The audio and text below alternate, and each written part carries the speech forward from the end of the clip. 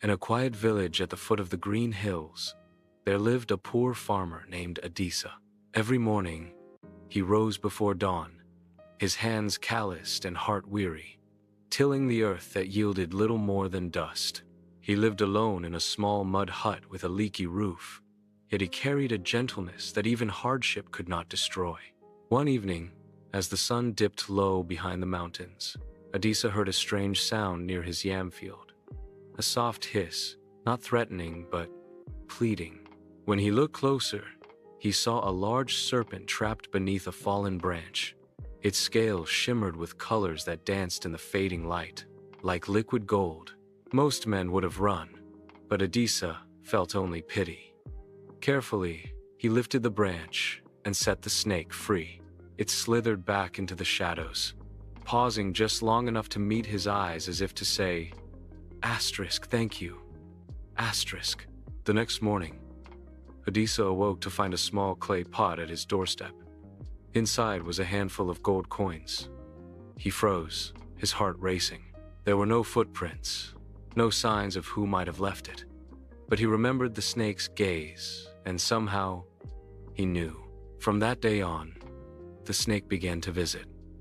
Every week, it would glide quietly into his hut at night, leaving more gold before returning to the forest.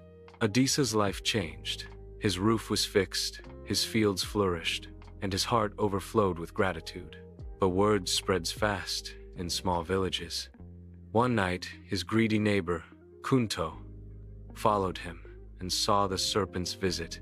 Envy grew like fire in his chest.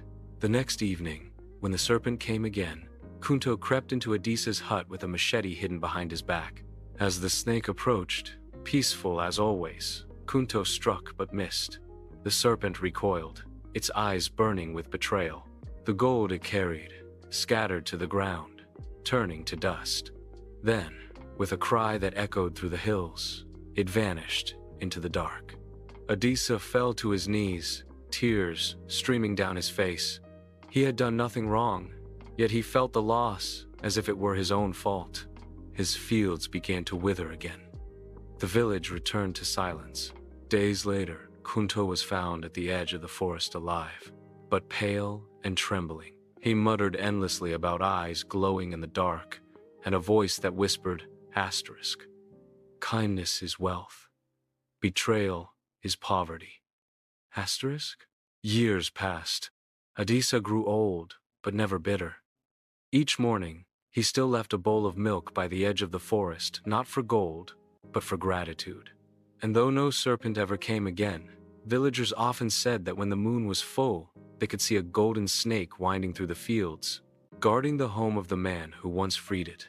It was said that the serpent did not vanish at all. It simply carried its wealth where it was truly valued, in the hearts of the kind. Thanks for watching. See you in the next video.